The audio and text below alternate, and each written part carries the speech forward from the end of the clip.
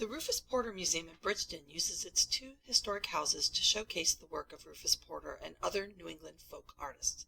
Porter, who grew up in Bridgeton, was a muralist, a portraitist, an inventor, and a writer, as well as founder of Scientific American magazine. One of the museum's houses is the John and Maria Webb House.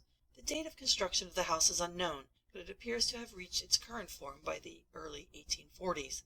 The house was listed in the National Register of Historic Places in 2013 for its architectural significance as an intact example of a residential building that exhibits a transitional mix of Federal and Greek Revival style features. The exterior and interior retain a great amount of integrity. It's also significant as an early remnant of Bridgeton's past that escaped substantial alteration, relocation, or demolition.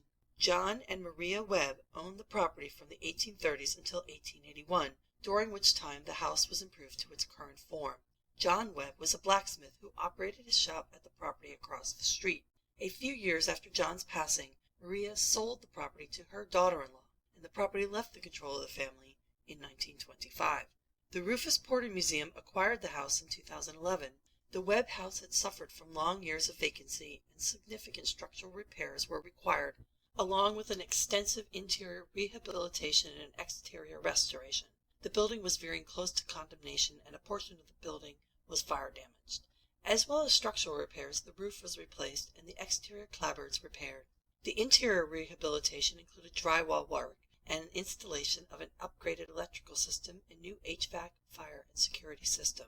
A non-contributing mid-20th century garage and an addition to the L were removed.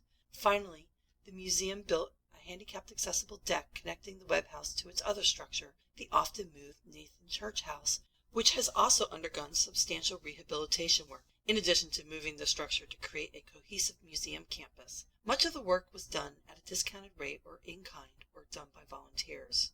The Rufus Porter Museum truly is the little museum that can, due to the hard work and diligence of its volunteers, through frequent staffing changes over the years to having to come up with creative ways to raise money. The volunteers kept their eyes on the prize, a museum campus in the center of Bridgeton that provides educational opportunities for all ages. The Honor Award for the Webb House acknowledges the Rufus Porter Museum staff, project participants, and all of its dedicated volunteers.